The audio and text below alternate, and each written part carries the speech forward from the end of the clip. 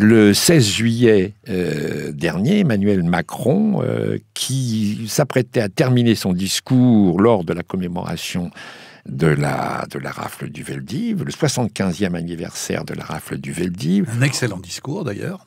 Un excellent discours, d'accord.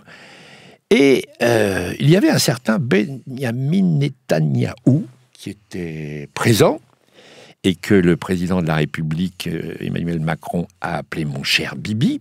Monsieur le Premier ministre d'Israël, cher Bibi. C'est le surnom de monsieur Netanyahou, Bibi. Et là, Emmanuel Macron lance la phrase suivante. Nous ne céderons rien à l'antisionisme, car il est la forme réinventée de l'antisémitisme.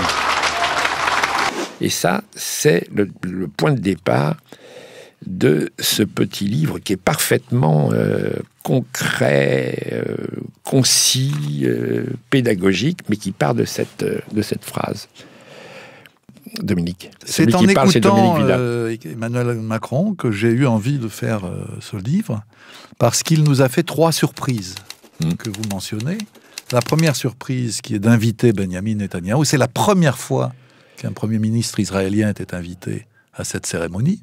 Et quel Premier ministre Deuxièmement, de l'appeler cher Bibi, ce qui quand même introduit une forme d'intimité dans leur relation qui est assez étrange au plan international. Imaginez que Benyamin Netanyahou ait répondu cher Manu. On était dans la conversation amicale au coin du feu. Et puis cette phrase qui est, à mon avis, à la fois une erreur historique totale, puisque l'immense majorité des Juifs, jusqu'à la Seconde Guerre mondiale, étaient antisionistes. Ça, on va revenir là-dessus. Alors, est-ce qu'on peut dire qu'ils sont antisémites? Ce serait grotesque.